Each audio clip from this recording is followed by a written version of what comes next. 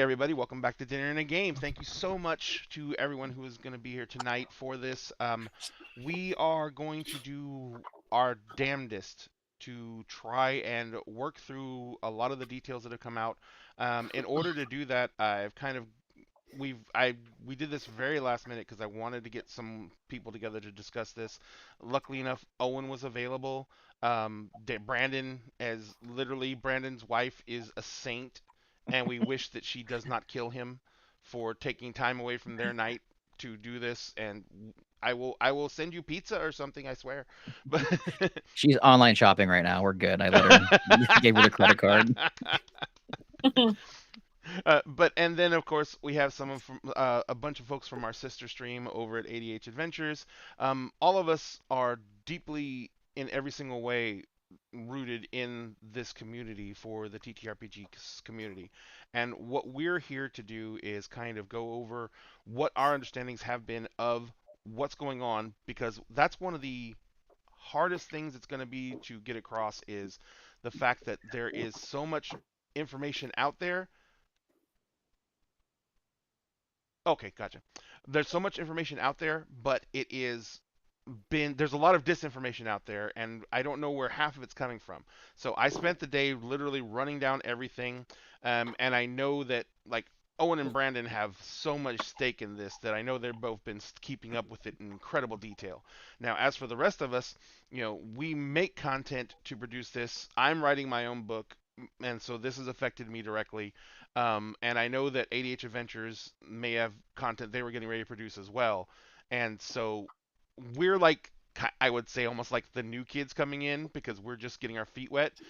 Brandon has had several successful experiences in the industry, and Owen is the gentleman who is going to help us through navigating all this, because you've actually been through this once before with them trying to revoke the OGL during fourth edition, right?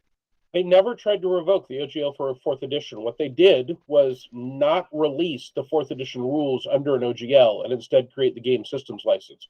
At no point did they even suggest that they had the power to revoke the OGL 1.0A or prevent people from publishing under it. And that is, in fact, why the Pathfinder role-playing game, first edition, and through it, Starfinder and the second edition Pathfinder game exist. They existed to retain a fan base for the 3035 D&D people who did not want to move to 4th edition, and to allow Paizo to have some rule system they could publish their adventures under, because they were already doing adventure paths, which is what they used to replace Dungeon and Dragon magazine when that license was yanked from them by Paizo. So I have been through the confusion of what is the next edition going to look like, but never before has Wizards even hinted that they have the power to deauthorize a license and tell people, if you're going to publish any OGL going forward, it must be using this new license. You don't have to agree to it. You don't have to sign it. It automatically comes into effect whether you want it to or not. That's not something they've ever tried. Gotcha. And to be clear, that's one of the pieces of disinformation I know is out there right now. People are saying that Wizards has tried this once before, but then that's kind of why I was asking you the question directly, Owen, because I know you were actually in the industry when that was going through, so you would have been able to answer that. And thank you for that. But the big situations that we're looking at right now is, as content creators, we all have a stake in this because it's, for some of us, it's our livelihoods. For others of us, it's got that potential, and for others of us, this is just a passion. But no matter what, we all spend a lot of time supporting this hobby and supporting this particular game system, which has gone through, was the groundbreaking game system initially, and has gone through all these changes over the years. And I think that I can safely say that this is the first time we've looked at a corporate entity having such a direct role in the creative process with this. Because WOTC, although a corporate entity, they were more concerned with the card games when they originally were acquiring things. The acquisition of Dungeons and Dragons was more of a commodity buy for the actual recognition, and they were always trying to change the aspects of it. Go ahead. The acquisition of Wizards of the Coast was a passion project for Peter Atkinson, who owned Wizards of the Coast at the time. Wizards of the Coast is named for his home D&D campaign. That campaign was the Wizards of the Coast. When he launched the company, he was originally planning to do RPG supplements. It's just that someone came to him and said, hey, I've got this idea for a board game, which was Robo Rally. And he said, that's a great game, but I can't afford to publish it. Well, we really need something that is short, easy to print, fast, and people can play in line at Comic-Con. And that's where Magic the Gathering came from. And it was a huge explosion. But Peter was very dedicated to D&D as a concept, and that's why 3rd edition had such a huge push behind it. And it's by why he and Ryan Dancy worked literally to make sure that those rules would be available to the fan base forever, no matter what happened with the company. Now, Peter left Wizards of the Coast in 2001, and the company's attitude towards D&D and role-playing games in general has changed and ebbed and flowed. Others had different CEOs, different presidents, different brands, brand managers. Ray Winninger was in charge of D&D for at least most of the 5e run up to last year. And Ray was very dedicated to D&D and the fan base in the game. But he left. He never said why he left. But he left just before what would have been the time frame for this new OGL 1.1 to begin to have been written, if you plan out how long it would take to do that. So Wizards of the Coast has a new president who comes, I believe, from Microsoft, and they have a new brand manager of Dungeons & Dragons or brand director.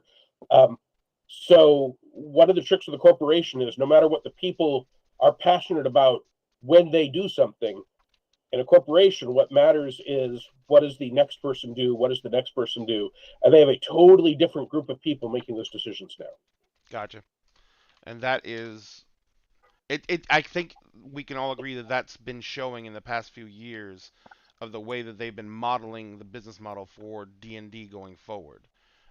It's the company's concept of the game has changed drastically, but the community's concept of the game really hasn't. So that's why I think this comes as such a huge shock to the general community, whereas those who may have been more deeply entrenched with the creative side of it and or production side of it have more of an inkling of what's been going on. Would you say that's a good estimation, Owen? I think whenever you're talking about what Wizards of the Coast thinks, you're talking about an artificial intelligence, right? Mm-hmm. The corporation itself makes decisions based on a series of rules and the people who are in various positions. And one of the unfortunate things is a corporation can literally make a decision that no one in it thinks is the best idea. They might all think it is the third best idea, but they all disagree about the first two. And as a result, you get something that a committee decided was the only thing they could agree on.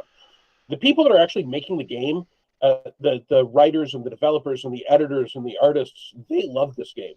But those are not the people that get to decide what the corporate licensing is going to be, what the marketing is going to be, what the lunch boxes are going to look like. When I worked there, it was RPG R&D. I don't know what they call it now, but the story rules team, those are not the people that get to decide. Are we going to try and put out a new license? Are we licensing 6th edition? Are we going to have open rules? And that is a black box, closed door process for a reason. So all we can say is the people at the very top have either decided or been convinced that this is the direction to go. And everything else is a matter of what compromise was made in a boardroom somewhere by someone. And in this case, the person running Wizards of the Coast did not come from a gaming background. Mm-hmm. So that I don't know her. I have not spoken to her. I do know many of the people who are still making the game. They're devoted to the game and the fan base and the people doing it. You can see it when, Chris Perkins runs a stream. He loves this game, but he doesn't get to make these decisions. And we will never know what exact thinking went into these decisions, because not only is it not in their best interest to tell us from a corporate point of view, they've got their shareholders to answer to. So if they ever said, hey, we made this decision and it was a bad decision and this is how it happened, they are revealing that they think they made a bad decision, and then shareholders can sue them for making something that they now know is a bad decision. So it's a very different alien beast compared to Paizo, that is wholly owned by just a few people. Green Ronin, that is a small project owned by just a few people. 3 people launched it, and they are still involved in the day-to-day creation of it. Kobold, who does Midgard. That is one person. That's Wolfgang Bauer's operation. He decides what he wants to do, and he's in charge of all the decisions that do it. But when you're talking about a corporation, especially a corporation owned by an even bigger corporation, Hasbro, the people making the money decisions, I mean, they have hired people that were from Dial Soap and Armor Meat as CEO because those were the skills they wanted.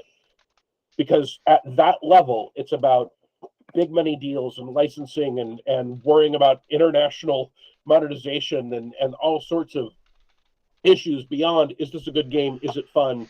Do we think our fans still like us? Yep. We want more money. Well, in all honesty, that's the way the game survives. If they get more money, then they produce more. We all know the mechanism behind capitalism. If they get more money, they produce more product, and we get more. Um, Oh, thank you very much for the follows, by the way, to Rudolph Mauve and the Dunk in Purple. But Rudolph Mauve asked a question, or said a statement. He said he's not hearing anyone mention that it was a leaked draft. We don't know if it's gone to the legal department yet, or it's even official. It doesn't matter if it was gone to the legal yet. It's the intent, and it was a leaked memo, so it was internal. We also know it's external. We know that this is the draft that they sent to Kickstarter because the Kickstarter director of games confirmed when Linda Kodega put out the Kotaku article, the Gizmodo article. Mm-hmm. He confirmed, yes, those are the terms that we Kickstarter negotiated with Wizards of the Coast using this language when they showed it to us. So that is an external first-person confirmation that this is not an internal draft. This is a document that is going around to the big players in the industry right now. Yeah. So it might not be final, but it is the version they are showing people and currently negotiating. Yeah. When I saw the article initially, that day that I saw, like, the leak when it came out, I was reading through it. I'm like, there's no fucking way. Like this. Okay, come on. And then as soon as the Kickstarter people came out, and they're like, oh yeah, those numbers are right. We negotiated down to those. And I was like, holy down to those? shit. So what else in the article is true? Is he yeah. And then my entire perspective changed on everything. Yeah. John, sorry, go ahead. I and several other people in the industry had been hearing mutterings about this for weeks. I just have not been able to pin anything down to a single source.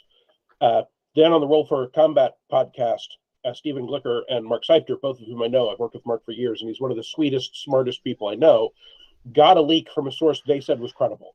And that was the first time that a person I knew who I could judge their ability to judge these things said, this is 100% credible.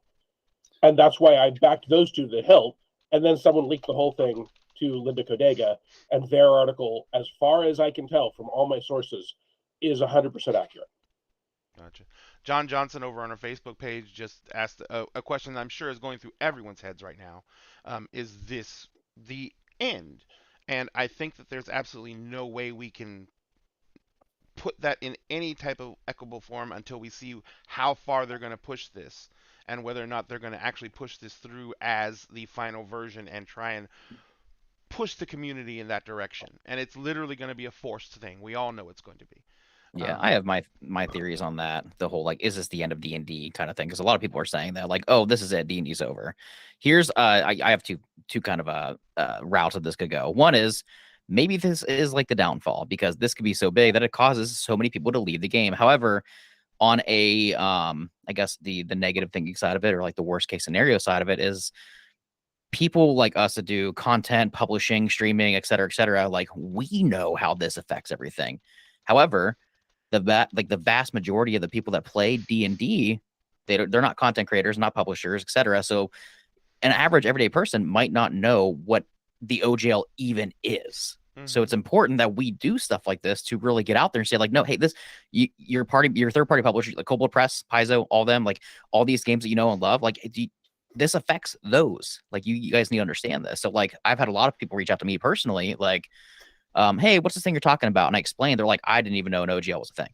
I had no idea what it was. I thought y'all were just making stuff, you know? Yeah. So in a worst case scenario, it's like, Wizards might, or, Wizards, Hasbro, et cetera, they might go with this anyways, with the hopes that the vast majority of people don't know or care because they're not in the industry or like have this experience.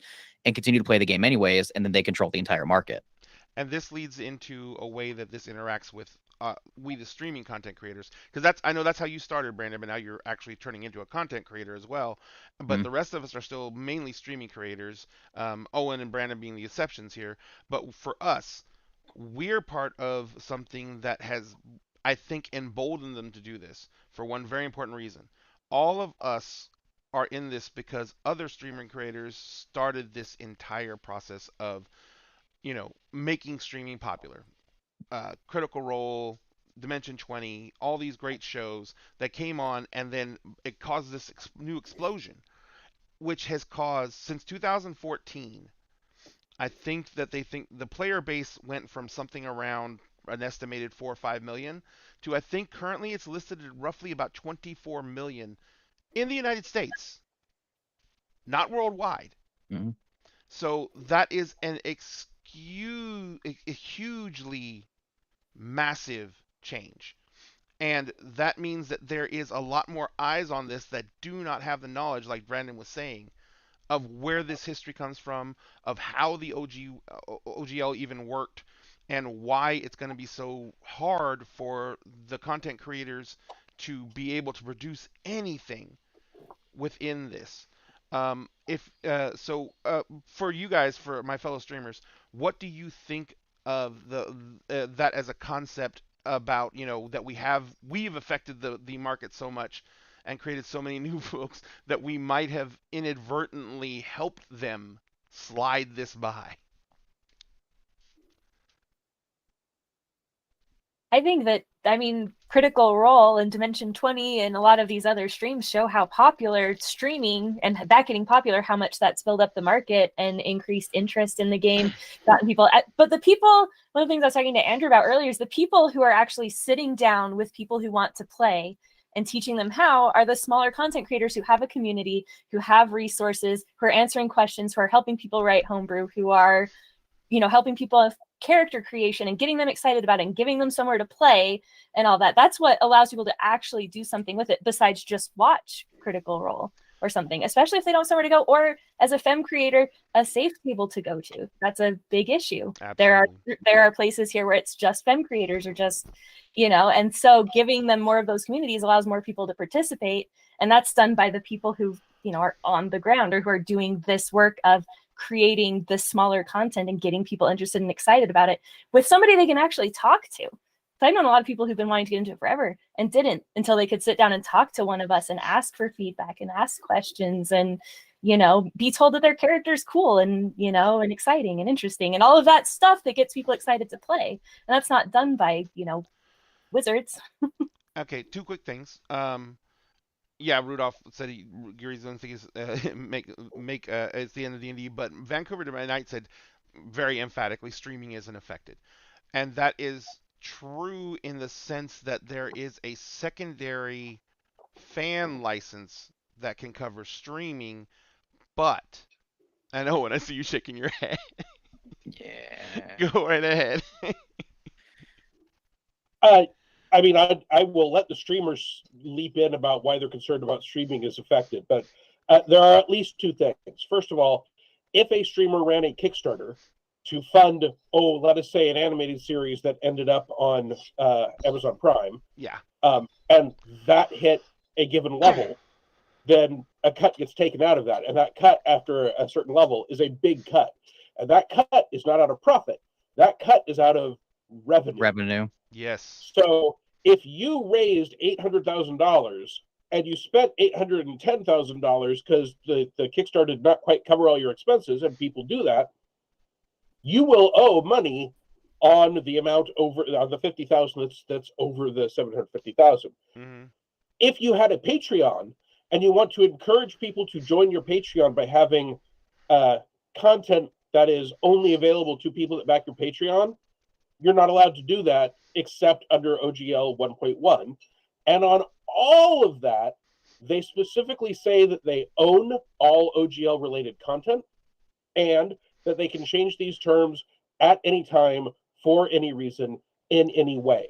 You cannot put your life work into something with constantly hanging over your head the sword of Damocles that could come down saying, oh, you're popular, we now own all that. Or you're popular, we are going to decide you're not allowed to do it. Or you're popular, you can finally quit your day job and do this full time, except we're going to take 20% of the money that you would otherwise use to pay employees and living artists and editors. And Just doing Yeah, a and- stream. Yeah. Go ahead. And on top of that, we have the fact that that we were discussing pre-stream is the fact that they've never, or we were talking about on stream. Sorry, they've never said, "Hey, that last license doesn't apply anymore. We're erasing it, and there's these new rules now." And if they're willing to do that now, and right now, it's mostly going to affect their biggest competition. However, there is, if it isn't challenged, if people don't do stuff about it, if lawsuits don't win and consumers don't vote with their wallets, it's very easy for them to just say, as simple as just reduce that number or expand it to include other things. I mean, they're a publicly traded company, right? Yep. Which means that they have one concern and one concern only, and that is increasing growth, so their stock values go up. And if you watch any company, growth, there reaches a point where you've saturated the market, you have to find growth other ways.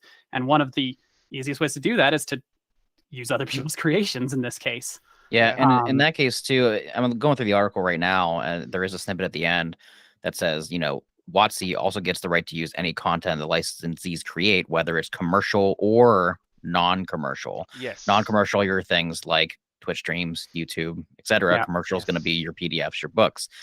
And I believe in the actual official update that they put out, in December 22nd on D&D Beyond, they said there was going to be 2 different stipulations to the OGL for commercial and non-commercial users. So it's does that mean the fan content policy is also changing, or does the fan content policy also need to follow specific OGL guidelines? That's just it's more questions for me than anything, because I don't know, the wording of everything is very contradictory and just confusing. So while I was on a call with Linda Kodega, and she said if you do not qualify under either the commercial or non-commercial OGL, then the fan content policy applies. But they can already change their fan content policy anytime they want to. Mm-hmm. Yep, the fan content policy, that policy is basically changeable at whim. It's only binding in the fact that it is published by them. It is, it's not an actual licensing agreement. It's a policy. So you're in the end of the day, you don't even have a legal leg to stand on with that. So it's just a policy. Go ahead. So Owen, I have a question on the. So basically, if you say, you have a stream and you do a Patreon where you put all your homebrew, the things you've created for your stream, and obviously your homebrew world is yours, but you have all these things that you've created that are specific to there for people. So now Wizards of the Coast just owns it. So does this give them a way to get out of hiring creators, artists, writers, steal our work and publish everything? it? They can they can just have a smaller team that takes a bunch of stuff from everyone else, fine tunes it, and publishes it. So now they're, we're losing. Oh wow, it's worse than that. People paid. So this is what they can do. I've heard this multiple times from several. And they don't have to credit you, right? They don't even have to credit you. It's odd. They can take your stuff, use it in their publications. They don't have to credit you because they technically own it, just like you own it.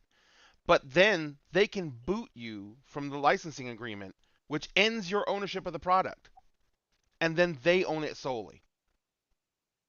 Without anyone ever. So this is a really great way for them to make a lot of money on content that they didn't have to pay to have created. Yeah. And So go ahead.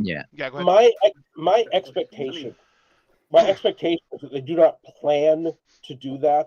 A lot of businesses use that kind of language so that no one can come sue them and say, hey, I created this really Something similar. great right, and then you did it, and now I'm going to sue you. That happens all the time. Yeah, from what I was reading, it seems like it says something along the lines of they have a license to, or you grant them a non-whatever, I don't know the legal verbiage to it, but you grant them access to also use the content and they can publish it, blah, blah, blah, blah, but you still retain ownership of it.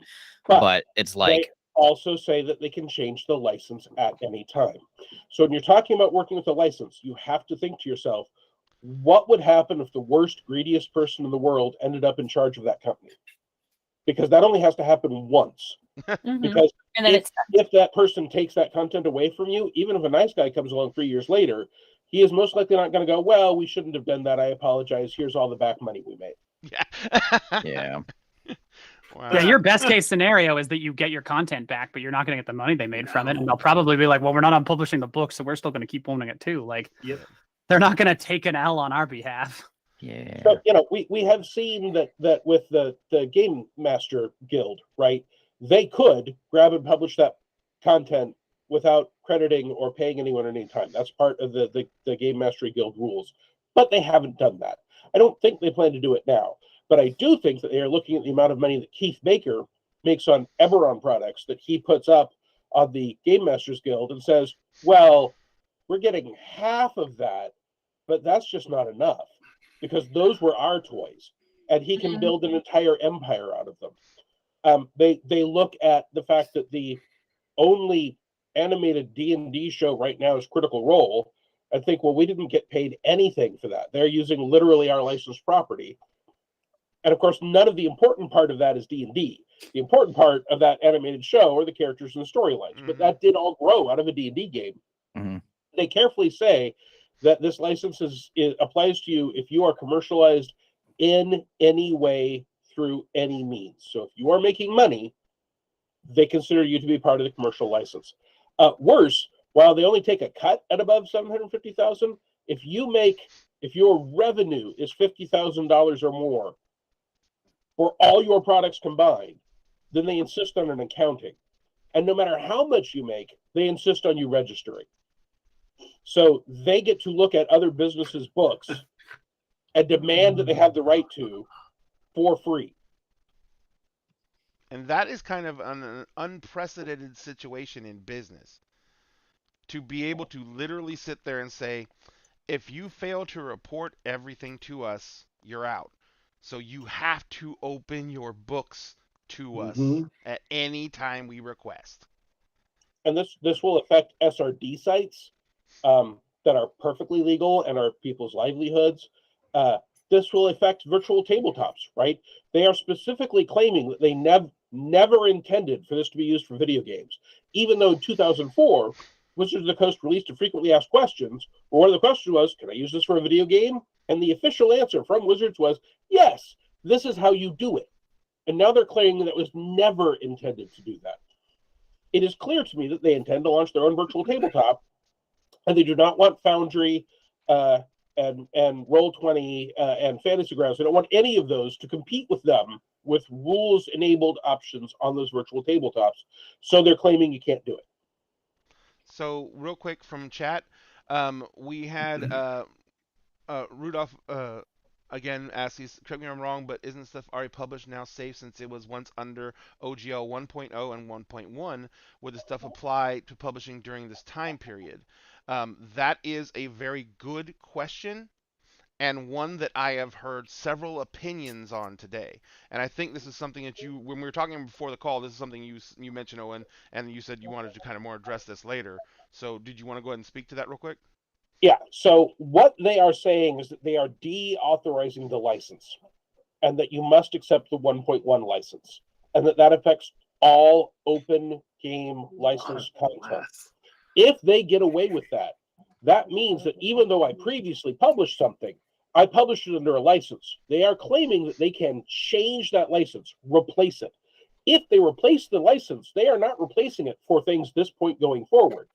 They might choose not to go after old products. They might choose not to do so because it makes a worse case for them in a court of law. But there's nothing about the language of what they're saying they do that does not mean it will apply to all older products. Because I've got the OGL 1.0A in the back of 1,000 products I have for sale right now. If that license is being replaced by OGL 1.1, that is not from this date forward. That license has been replaced, and it has to, because if they say this point going forward, then I'll just say, well, I stick to my old license, and my old license says that I can make sub-licenses, and they are not affected by changes. So I will just make a new sub-license for a new product, and I will be able to do that going forward. So they have to claim to be able to invalidate it for all products in order for their claim to hold up to the simplest inspection of contract law. I don't know that that means that they would go after old products. I don't know that would mean they would go after my old products. Each individual one is a tiny little thing, but they wouldn't have to. All they would have to do is go after Drive-Thru RPG and say, hey, your parent company, One Bookshelf, you are selling things that we consider to be illegal. So if you don't stop selling OGL 1.0A products, we'll sue you. And then One Bookshelf has to decide, are we going to fight this in a court of law, or are we going to put it away? Kickstarter has always said that they are not in the business of enforcing licenses, but they have cut a special deal we already see on a percentage so that it is cheaper to do OGL 1.1 stuff on Kickstarter than elsewhere. All that Wizards of the Coast has to do is go to Kickstarter and say, you are allowing products we consider to be illegal violations of our trademark, so we will sue you if you don't stop it. They could go to Alliance, the biggest distributor, and say the same thing. So they would, whether they currently intend to or not, doesn't matter. Their language is saying they could do it and that they can change the terms under which they do it at any time. They are not leaving any protection on the table if they get away with this. Gotcha. And one of the things in Vancouver, when you said Vancouver by Night said holding up Critical Role as a worst case example when they likely have done a deal with WOTC, there is probably deals that were either already worked out or have been worked out with some of the major publishers, such as Paizo, and with shows like Dimension 20 that puts out a ton of content, shows like Critical Role. I do not expect a deal to have been cut with Paizo. Probably not. There's bad blood there. Not between the owners or creators of Paizo and the people that actually create D&D. They're friends. They a lot of them came from WOTC. A lot of them have gone to WOTC. They still go to the same game night together. Yeah. But Paizo is unlikely to agree to any deal that Wizards of the Coast would insist on, because the entire reason Paizo created their own game was so that they could keep publishing stuff and survive when the GSL tried to cut them off from being able to use 4th edition back in 2008. I would be very surprised if Wizards was willing to let them keep doing whatever they wanted with the OGL, and I would be very surprised if Paizo was willing to agree to anything that forbade them from doing whatever they want. Yeah. Now that is, and that's kind of where I was going with it, and you of course answered it more directly. But the big thing I was going to say with that is the thing that I have heard about the OGL and the way it's represented in for 1.0 and 1.0A is that the language in those original licenses says in perpetuity, which is forever. And because of that, it's very hard, and because of the length of time that those licenses have been in existence without any type of modification or any type of changes or attempted changes from the original owners, that there is going to be a very difficult time to try and enforce the OGL 1.0 or 1.0A on creators who want to continue creating with it. But I've heard two different legal opinions on that, so. Yeah, I mean, that's going to go to a court of law, right? That is not something that any number of creators or streamers or bloggers are going to be able to settle. If you want a really good breakdown of it, Roll for Combat did a follow-up video where they got their contract lawyer on and walked him through the process and asked him if he thought that Wizards of the Coast could do what they're trying to do. And his opinion was that it would not stand up in court. But it's going to be a court case, and who amongst us has the money and resources and time to take on Hasbro? Now, of course, that happens to a lot of these. Yeah. Stephen Blicker is definitely going to go to the mat if it comes down to it. Paizo, I am pretty sure, would go to the mat.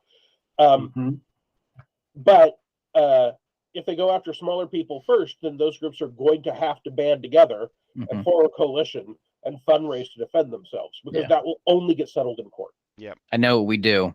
I've been thinking about this ever since a tweet I saw. I think it was actually from Roll for Combat that I saw on Twitter. We recruit Disney. It was like the meme that I saw was like of WOTC. It was like the Thor meme where it's like, you can't defeat me. It's like, I know I can't, but he can. It was the Disney logo popping out of the volcano.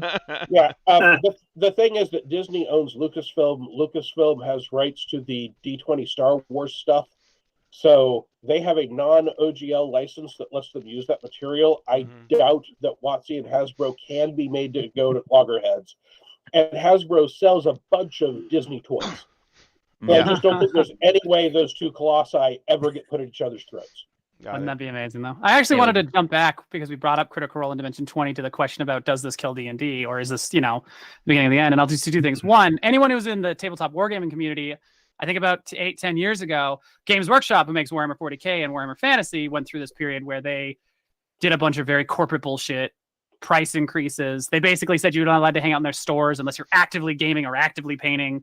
All sorts of like strict enforcement rules, basically everything, a lot of stuff that was very anti-fans. They brought in someone who was specialized in like saving game companies or something, some CEO, and it went very poorly. And a ton of their competition took off very well. I mean, they were no longer the top selling tabletop war game for a while. So we've seen this, and Games Workshop has sort of turned it around and fixed those things. But we've seen this before where a big game company drops the ball because they do that thing where they think we're too big to fail, which I think is part of the mindset that Hasbro, or at least the corporates at WOTC, have going on. And it did allow other games to flourish. And whether or not those games stuck around came down to those games. I'm a big War Machine player. War Machine took off. Then Privateer Press dropped the ball, and now it's fallen off again. But X-Wing took off. Still a very popular game. I think it's still outselling Warhammer 40K. So we've seen this where it's not really going to kill it. It's sort of like killing World of Warcraft. You're not going to, but you'll see other MMOs take over. And the other thing is whether or not this has a huge impact does come down to, as people said, how much the regular consumer cares. And I think one of the questions is going to be like, what does Critical Role and Dimension 20 and them do? Like, Critical Role has worked with WotC before, but I guess it'll come down to how much WotC wants to take from them. Because I think Critical Role and Dimension 20 are probably big enough that if they went, we're going to play a different game, they could run a campaign 4 of a different game using their most popular cast, who originally said they wouldn't want to. But, if you're changing business models, you do that. And they're probably big enough to just pull a ton of people, hundreds of thousands of people to a new game. So that might be the decider, is how much do these big content creators, these massive content creators, how much are they willing to play ball with WotC versus saying, well, we'll just keep doing what we're doing with another product. There's a big thing about that comes down to the fact that that's what I was kind of getting at with the whole concept of them actually having already cut deals with certain creators. I highly doubt that they let this go through and have Critical Role be able to create that entire cartoon with Amazon without having Wizards of the Coast / Hasbro in there.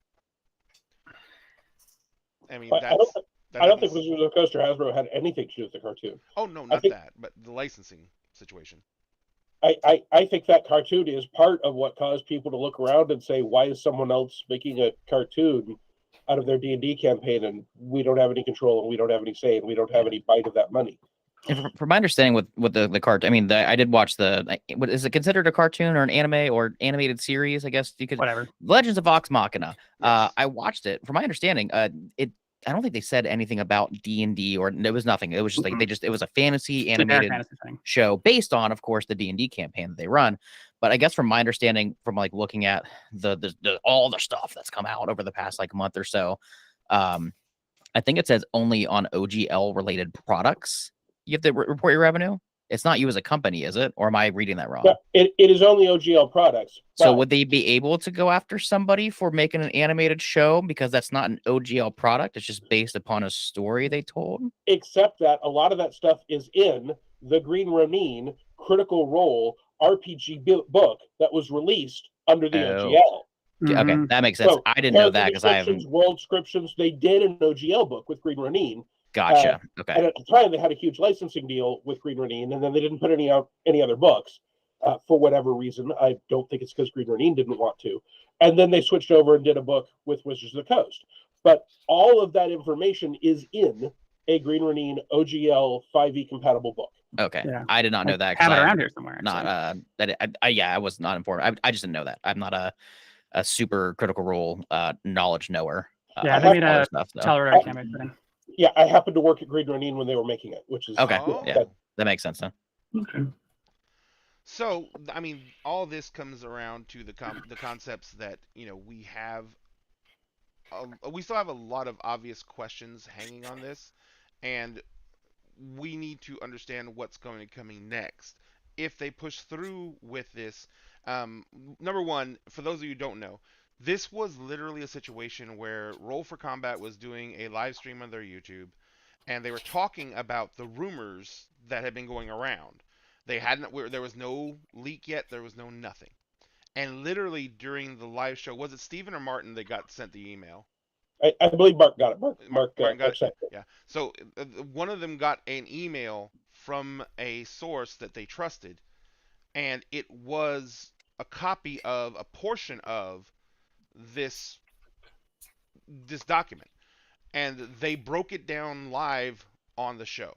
Now, I have not got confirmation on this, but one of the things that was said was that this was all over Reddit almost immediately, and within 24 hours, every single post on Reddit, on all those D&D Reddit boards, the D&D themed Reddit boards, were gone.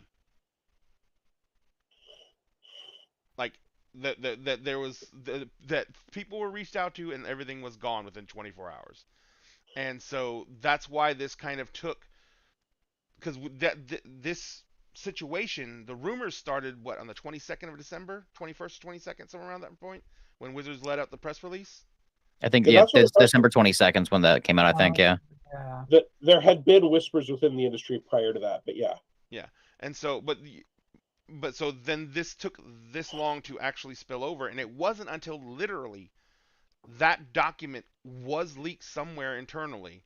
And I think, Owen, you said it was definitely a copy of something that went to Kickstarter, because Kickstarter was able to address it completely as this is it. It may not have been the same document, but it had the same terms on it. Got it. And so this was a situation where someone leaked the actual document, and that's the only reason we were able to have this discussion.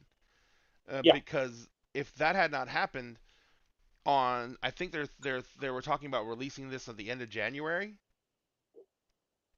The date I believe that Linda Codega had on their article was January 13th or January 12th. it was. I think the OGL was supposed to come out January. According to the article, it was supposed to come out January 4th.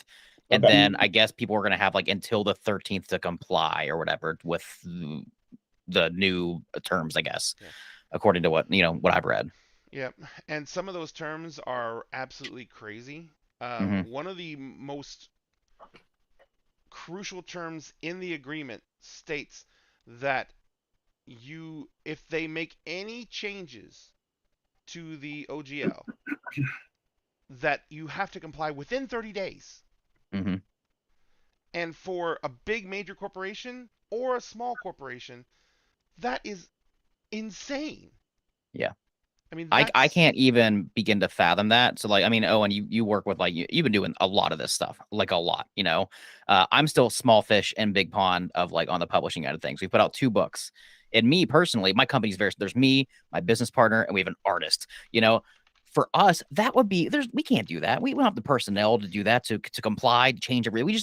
We just don't, and we've got an inventory of books and everything we'd have to sell still. And like, what do we do with those? So like, I'm having this like internal like anxiety and panic of like, what the fuck do we do if this falls through? I can't imagine with the bigger third party publishers and like creators are just like that have like an entire, like, not just like small company, but like employees and like other people, like the war. I don't know. There's so much that this affects now, even just being rumors. Even just to turn around. I'm sorry. Go ahead, KJ. Oh, sorry. I was just saying that's a huge cost. Even just get the personnel or the whatever to do that change in that short amount of time is a massive cost. Not to mention all of the additional, Also, there's the concept of now moving forward. If you want to produce this content, you literally are looking at knowing you have to have the flexibility monetarily in the middle of your project to be able to react to this, which means you no longer have that small, safety net. You have to have a ginormous safety net. Anyone who is doing traditional print runs from 1,500 up to like 50,000 copies, depending on what it is, the time to send your product to the printer, then to send back the proof, that's the last time you can make any changes. The point from there where they print it, box it, ship it, get it through customs, move it to a warehouse, get it to a distributor, that is more than 30 days. Yeah, that is sometimes months. That is sometimes 6 months. Yep. So if I've gotten the proof back, I can't make any more changes, but the product doesn't exist yet, and then they change it and say I have to change it in 30 days, I have to either go beg them for a special exception, which maybe they would give it, but I have no guarantee of that. Or I am looking at telling my printer, hey, don't print it, or if they print it and they haven't shipped it, saying, all right, instead of shipping it, how much will it cost me to have it pulped? Yeah. It's not viable. It's quite literally impossible. I mean, like you said, the timeline of everything. 2 books we've done, we've printed both. Like a good amount, because like we try to be a smart business. When we do a Kickstarter, we don't just pocket the rest of the money. We print extra that we need to go and sell as inventory, conventions, blah blah blah blah. So we had our Kickstarter batch, and we also had like the extra we got for inventory. First, it takes about 2 weeks before the EV even finish writing everything. It takes about, usually on average, a week and a half to 2 weeks to get the proof back. Then we approve the proof. Then they get everything ready for printing. That takes about a week or so. Then they mass print everything. That could take anywhere from a month or two, depending on what you're getting. If it's just books, if it's books and like DM or GM screens, if it's books, GM screens, minis, like that could take 1 to 3 months, depending on what the hell you're getting. Then you have to get the shipping in order and everything else, like you said, Owen. Then it's got to get through customs. Like you said, on average, it took us, I think, about 6 months for both of our books to get from proof dates to print to delivered. About 6 months. So how if you're printing a book in the middle of a print run and all of a sudden there's a change and they're like, hey, no, that'll cripple a third part, a smaller, that would cripple a company like mine. Wouldn't that just destroy, just completely? It would destroy done? it. It would, yeah, because then I'm just like, what the fuck do I do? Because now I have these people that back this Kickstarter that I've spent their money to make this product, and all of a sudden there's a change, and I don't have the capital now to go and make those new changes to make up for all that loss that I had. I don't know. It's like, how? Somebody make it make sense. Like they really went through the like, how would people do this? I mean, even on the other end, as content creators who were looking at, because I mean, based on my research, Patreon is the most reliable way as a content creator to get steady income. Twitch isn't reliable. YouTube is not reliable. Like none of them are, when you're smaller, they're not as reliable. Whereas Patreon seems to be one of the few things that is, especially the cost of living crisis, seems to have survived. Most of the Patreons I follow have not lost a lot of viewers compared to dips and subs that you're seeing on Twitch and ad revenue that you're seeing on YouTube and other places. And so like we were literally just setting up to do a plan where we're going to do Patreon and we're going to do D&D 5e content, simple stuff as far as like custom monsters from our world, all the way to the worlds themselves, all of this stuff that we had just started planning to do because we reached that point where we really need revenue to grow now. We've kind of tapped out on our ability to finance it ourselves. And so now what do? How do we plan for this? I mean, people are like, oh, well, this might not be out yet. It's not published, yada, yada. It's like, okay, but it's leaked.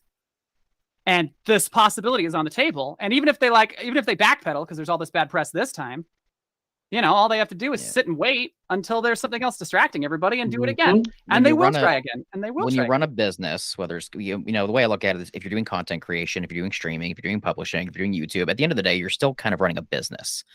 And when you're running a business like content creation, streaming, publishing, you still have to prepare for things like this. If something like this comes out, it cannot be taken lightly. You just can't, because, chances are, I think at the end of the day, where everybody's looking at this, there's so much pushback and everything else. Like, okay, chances are Wizards will probably, hopefully step back from this and maybe adjust things, but they might not. They very well might not. And Owen's shaking his head. You probably know better than I do because you've been doing this longer than I do. So maybe you're 100% right, and you're like, no, they're not going to. But it's like we still have to prepare for this. And a sweet tea special. I'm not saying I know better. All I have is Coke. I desperately hope you're right, but my deep-seated feeling is that the thinking that leads to Hasbro coming this far is not the kind of thinking that leads to them stepping back from our level of protest. Yeah, it's that level of corporate disconnect where they just do not understand the people that are their consumers, and they're not listening to the people who are in their staff that understand consumers. Because there's someone who reaches a point in WOTC in the executive branch who still understands and is listening to the game designers and everyone that Owen's talked about who love this game and want it to be great for the players, and they want to play it themselves and are looking at that passion project. And there's a point where that buck stops, and they're not listening to that guy, evidently, because there's nothing in this document that suggests they're listening to the people who are like, hey, like people are gonna not like this, like. And it doesn't. Yeah. I think the other thing is it doesn't have to kill. We don't have to kill D&D. I don't want to. I love the game. I'm hoping they fix it. But like, if enough people diversify the games they play, like what happened with Games Workshop and Warhammer 40K and Warhammer Fantasy Lesser, but I think they canned it by then. You will likely see that kind of move towards and growth of competitors that hopefully will eventually draw WotC to be like, okay, backpedal on this, adjust this. We pissed people off. Time to change this. I don't think you're going to see. You're not going to dethrone the king. All right. Same thing happened. You see this in video games all the time. Like World of Warcraft did not get dethroned. by every MMO, but you have seen its numbers steadily decline. Yeah. I think every there's- time there's a controversy. So You kind of segue into something and that I wanted to talk because I have to go here in like probably the next 5 minutes. Yeah. There's one thing I wanted to touch upon that you kind of like segued into a little bit, and that's like, D&D, you can't dethrone the king, et cetera, et cetera. The biggest thing I've seen recently, and I understand where people are coming from when they say this, is like, oh, just play a different game, play a different system.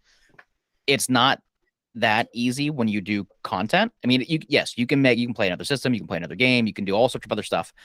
But when you've got so much emotion, passion, and dedication to something and for financial for me, investment. financial for over for me over 20 years been playing and then like doing content for so long, like emotionally it's hard to like let that go and make my main focus another system. That's number one. Number two, on a content end of things, there's a reason why D&D is one of the most streamed games, because it's one of the most popular. So of course, to build that audience, a lot of people start with things like D&D, so it's like it's not just as easy to go just switch. Absolutely, we've played other systems. I'm having a blast playing other stuff, delving in the Starfinder, the Power Rangers RPG, like having a blast. But a lot of people thoroughly enjoy watching D&D specifically because it's D&D. So it's like on a consumer basis, yeah, we can just play another system. On a content creator basis, I know that's what people want to see though.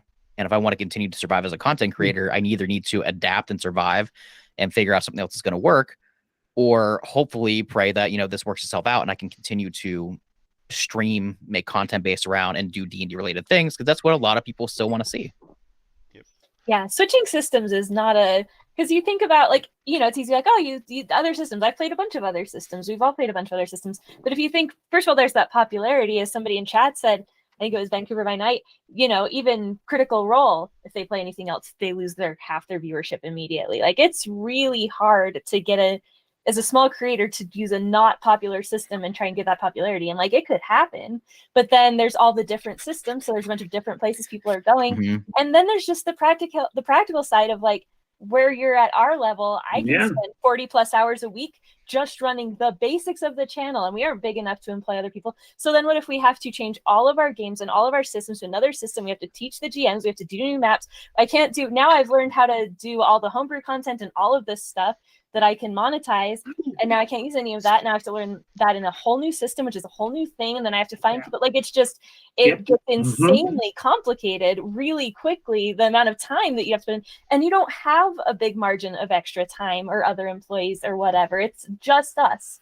It's just our passion. Like on top go ahead. On top of all that, what game do you move to? Because it cannot be 13th Age, Castles and Crusades, Fate, Fudge, Gumshoe, Labyrinth Lord, Legend, Open D6, Space D6, Adventure D6, Osric, Pathfinder, Pathfinder 2nd Edition, Traveler the Mongoose Edition, Starfinder. Those are all OGL games.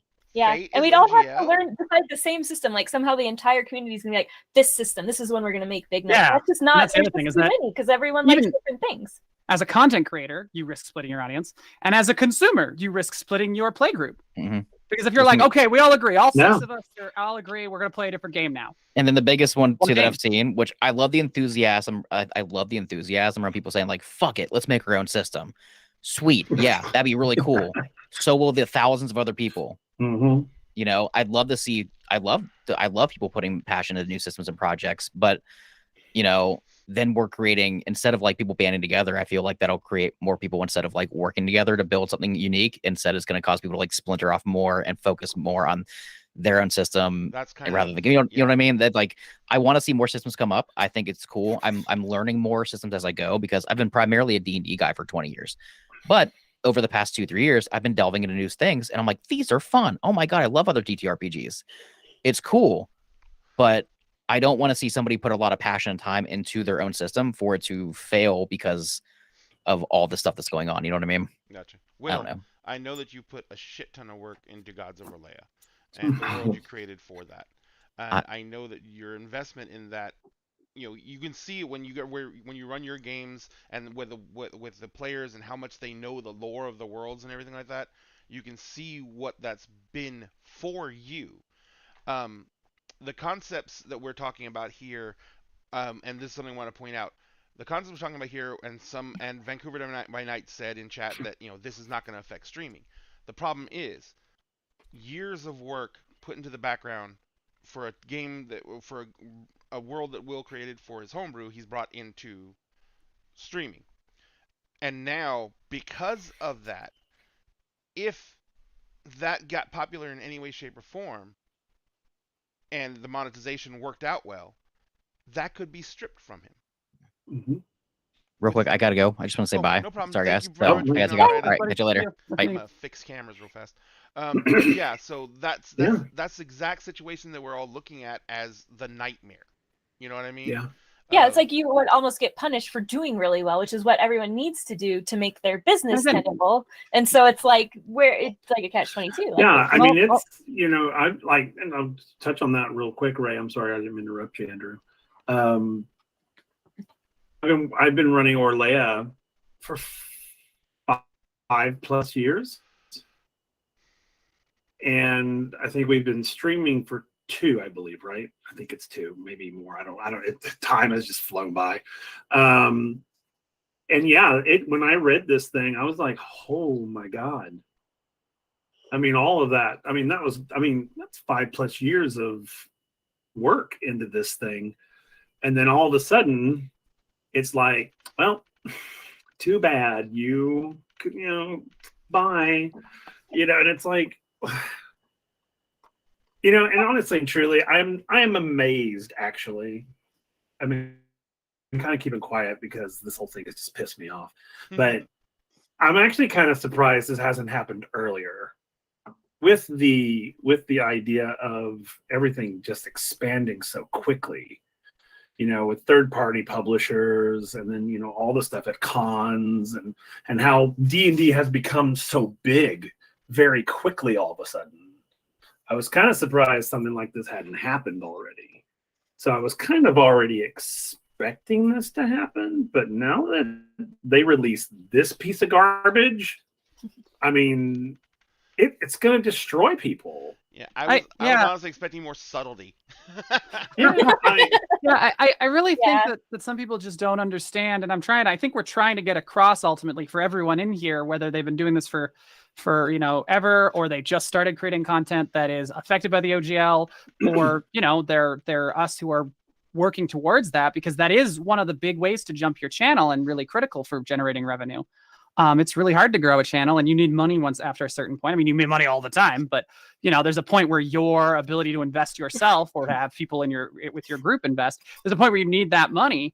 And you need the stability and the reliability. I mean, maybe this gets rolled back or whatever, but now it's spooked us.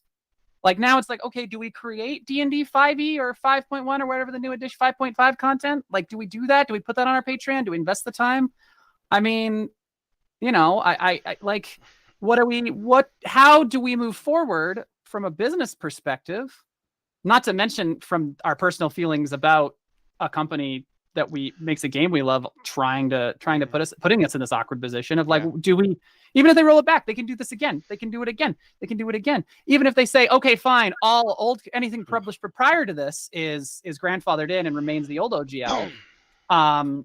Which, as Owen's pointed out, there's not a good reason for them to do that. Even then, it's like, okay, but there's this new OGL, and that means anyone producing new content.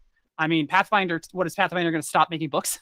They're just going to stop publishing content that uses their open source? The funny thing about that, and what I was pointing out before, is the only reason that they're saying that you can't continue to use the old OGL is because they're literally saying that they're not going to allow anything published under the old OGLs. It's going to all have to be under 1.1. Even if it's old 3.0 stuff or 3.5 stuff, anything like that, or Pathfinder stuff, it's going to have to be published under 1.1. Even if it's not using 5th edition or 6th edition. Yeah. So and that's sort of the thing is like even if they're like, okay, we're going to take that out, we'll let everyone who has the OGL stuff, they can grandfather, you can keep selling your books that you've got stockpiled, whatever. It's still like, okay, but that means new content creators, new people who want to create published content are now stuck with this new license and are afraid of it. I mean, again, it's $750,000 right now. That's a huge amount of money. I don't think I'll ever make that much, but when it's revenue. 2, go to Kickstarter. Look at Kickstarter. Now you're afraid your Kickstarter does well. You go to Kickstarter, you have a great product, you do a great job, you follow all the things that you're supposed to do, and now there's a risk if you make $751,000 on Kickstarter, which doesn't happen all the time, but it happens frequently enough that it's a weird concern, now you owe them 20% of that money. Before you do anything else, you owe them 20% of $751,000. I don't want to risk that. I'm not risking doing a Kickstarter and Let's then actually use this as a point to segue into the actual mechanics of it, because that's one thing that's also not been well understood. For that, and Owen, you can correct me if I'm wrong, because I think we're both going to speak to the same thing on this. In the $750,000 limit, the way it says is, if you make $750,000 on a product, you pay 25% of your revenue beyond the $750,000. So it's like taxes, tax okay, bracket, it's a where tax you go bracket. up and then you. It's a tax bracket. Okay. Yeah. Yeah. So it's not as bad as that, but at the same time, you're completely correct. Well, And every dollar counts when you, especially if you blow up on. Yeah. right. Yeah. If you make $1 million and then you've got 20% of that, then how do you make that additional product? Yeah, no shit. I started this with $10,000. I got $850,000 worth of orders. I have no money. I mean, I would, if you do a budget, your budget has to go up to here, and then it says, okay, and everything after here is more expensive. Which Right, increases the cost for everybody. And Instead of an economy of scale, making more than $750,000, those additional units become more expensive. You might well have to go, oh, we made 748,000. I'm stopping the Kickstarter. It's over. We're done. Yeah. You can't hope for the slam dunk hit because you might not be able to fit. A lot of perfectly viable businesses have 10% margins of profit. Yep. Which means above that point, I'd stop making a profit. And it's worse if I miscalculate and I'm going to lose money, because I might go, oh, my Kickstarter's going to lose money, but I'm going to print such a big print run that I'll make it up when I sell them at conventions and put them in distribution. Just like what Brandon was But saying. Yep. Right. But now, suddenly, oh, if I lose money, I'm going to lose even more money. Yeah, and like having budgeted a Kickstarter, you account for every dollar because you need it. Because you can if you pad your Kickstarter with extra money, first off, you still owe all that product, so you have to deliver either way. 2, you have to reach your Kickstarter goal. So if you don't have a lot of room to pad on Kickstarter. You're either budgeting as close as possible to give yourself the best chance of succeeding, or widening that margin and risking failure, which are both have their pros and cons. So when you are doing a Kickstarter, I don't know if you've done any Kickstarters, Owen, but I budgeted mine. And it's like I have accounted for every single dollar of the $50,000 that I would want to ask for on Kickstarter. And if you take if I get $751,000 and you take, was that $250 out of that, that can potentially screw up my entire budget. Absolutely. Because, economy of scale, but once you, especially if you do that Kickstarter thing that blows up, there's a concern there that suddenly you have so much product. What's that game? Star Citizen, drowning in their own success because they cannot spend the money they have fast enough to deliver the product they want. And their player base seems fine with that. And it's there, it exists. But like that concept of suddenly drowning in that is already a risk of Kickstarter, let alone if now everything over a certain amount you have to pay 25% on. I mean, every one of your books goes up. Like, what do you can't balance that. So it might only be. It took the too big to fail thing and turned it into big enough to kill itself. Yeah, it's like, oh yeah, you're kind of screwed if you do and screw if you don't. You kind of got to find some middle, where you're making the product but not. We're also, there's a lot of emotional revenue in this whole thing too, and I think that's what a lot of these people, well, corporate people don't understand any of that, but having worked in corporate America, they don't understand any of that crap. But what D&D, I mean, it's an emotional point for a lot of people. It helped. I mean, for me myself, it helped me come out, and because I played D&D, and it made me feel like I could be anybody I want to. I could portray a character based on me, and not be judged for it and all that. And I have a lot of emotional investment in this game. And for them to, and again, this is corporate people don't give a shit. But Wizard of the Coast, I'm just like, shame on you guys. I mean, you should know. You should know that, for the most part, people who play D&D don't just play it just because, it's a fun little game to play. No, they play it for the emotional stuff. There's a lot of emotional investment in this, and then they, and of course Hasbro's Hasbro. Hasbro's a corporation. This is what corporations do. They screw people. That's just what they do.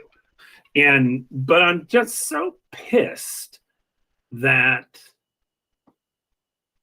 the D&D, what we look up as the D&D, echelon, can turn and be okay with this.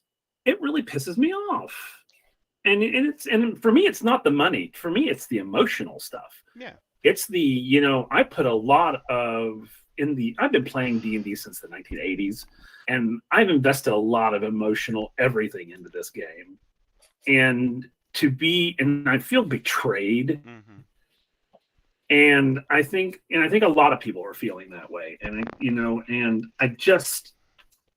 literally after I read that trash, I literally felt like someone gut punched me. Yeah.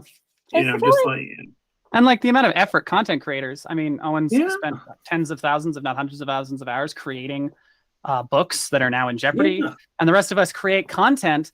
And we use that content to try and get people into this game that we play. We stream and we teach people and we interact with chat and we have our Discords to help people get into this game. I mean, I know for a fact, I personally have gotten literally dozens of people to play this game who still play today.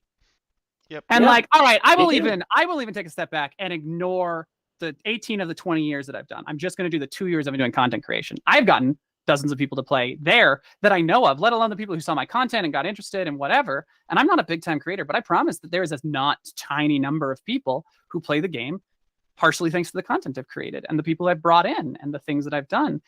And to just have WOTC be like, well, we know you're not really affected by this, but you could be. And I'm like, all right, I could be very easily affected by this. Yeah.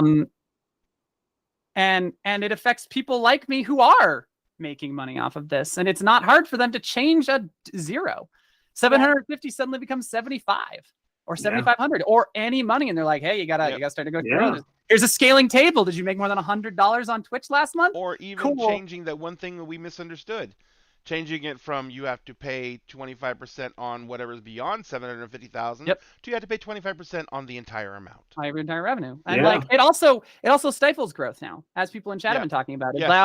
Now people who are going to Kickstarter have to cut themselves off before they reach that point, and it just deliberately handicaps the growth of people. And then you think about then when did the restrictions start happening? When you cannot play D&D here. Don Roosevelt just brought up the exact same point. What about professional GMs? Well, it's like I teach D&D in my theater classes. Mm-hmm. Are they going to tell me one of these days that I can't do that anymore? Even beyond those restrictions, when are they going to say, "Hey, the following topics are considered too controversial"? Yeah. For any OGL content. Mm-hmm. We don't object if your characters are LGBTQ, but they can't say it or act like it. Yeah, you can't have it in your OGL stuff. You can't have it in your OGL stuff. That we just want to protect our image. So, and corporations are not renowned for being forward thinking and open, and except for 1 month a year. The fact that and the fact that Paizo, for example, is, and that Wizards of the Coast has some of its creative staff doing its best to be, despite the momentum of trying to do that. Regardless, what the OGL was back in 2000 was a promise. Hey, we're doing a new edition of this game. We know you're not all on board. We know that some of you are frightened. We know we're a new company. We want you to make all of this content, and we believe that rising tide will lift all boats, including us, and we promise it'll be okay. That was the promise. And what pisses me off the most is not even that they're trying this, it's that they have specifically got in that document statement saying it was never intended. Well, yes, it was. And you know it was, because you all did the FAQ. And that is acting in bad faith. And that is immoral. And that is unethical. And I don't want that close to my games. D&D saved my life in high school. Mm-hmm. My sister teaches at a high school. And having spoken to her, there are people there who have a D&D club, and it's saving their life. Yep. But what if they aren't allowed to do that? Or what if the thing that is saving their life is specifically some very gay-focused book from Pathfinder, and they're told they can't do that anymore, and the things that are saving their lives go away? For more than 20 years, for nearly a quarter century, a community has trusted that when they said that this is a perpetual license, that it would be. And these are the terms, and we followed it. And we did not use beholders, and we did not call our wizard Elminster, and we did not set it in the Forgotten Realms because the OGL told us we couldn't. Yeah, we and I followed think the rules, and they are not respecting lifetimes, a generation, having been put in to doing things the way they asked us to do it. Fucking several generations, to be honest. Yeah, 100%. And I want to follow up real quick on all of this to get ahead of an argument that I'm sure someone is making somewhere about this. And that's like, oh, slippery slope fallacy. Yes, there is always that. Like, will they tell you you can't teach in your school? Probably not. Will they tell you you can't run this? Probably not. But they are setting themselves up to be able to. And the thing is that corporations have shown us over and over again. If someone tells you who they are, believe them. And corporations writ large have shown us that they're willing to do this. Games Workshop was willing to do this to their own customer base. They canceled their tournament brackets. They did all of the things that they said up and down they weren't going to do, and then they did it. You know, sometimes it works in players' favor. Sometimes companies say we'll never do that, and then they do, and it's like, well, this is probably better. I'm glad they decided to roll this back. But the times where companies say we will never do this thing, it's bad for the game, it's bad for our players, we won't do it, and then they do it, tells you the opposite. The fact they were willing to break this promise that they made to everyone, but like Owen in this call very specifically, 20 years ago, and have violated that now, they will do it again. And they will push and they will grab at every single minute amount of money that they can, because that's the game. It's a growth-based game. It's not about making money. That's the lie. It's about making growth. Yes. Well, I was going to say. And say, they will squeeze every ounce they can out of it. Two things I wanted to address real quick. Improv GM said with luck that players will start looking for other games. And Improv GM is a huge proponent on TikTok of actually trying. He's a big part of a group called Beggar Talk, which is we're begging you to play anything other than D&D. And they basically have, that's their whole point, is to make sure that we try and get other games promoted out there. What we've said earlier and what was kind of addressed, but not really a focal point, is D&D provides a gateway by providing a very, very known brand. You can literally go to a cocktail party in Uptown Manhattan and mention D&D, and someone will know somewhat of what you're talking about, even if they've never been to a game store in their entire lives. That's how notable D&D is. You can go to Japan and be having a conversation in English about D&D and say D&D out loud, and someone in the audience who's Japanese will turn around and go, I know D&D. Because it's a commonality, and it's that well known. This is the thing. Because of that notoriety, that's why we've had this new golden age. That's what made this happen. If we suddenly have to we can't, I'm sorry, but we can't suddenly split off into 1,000 separate games.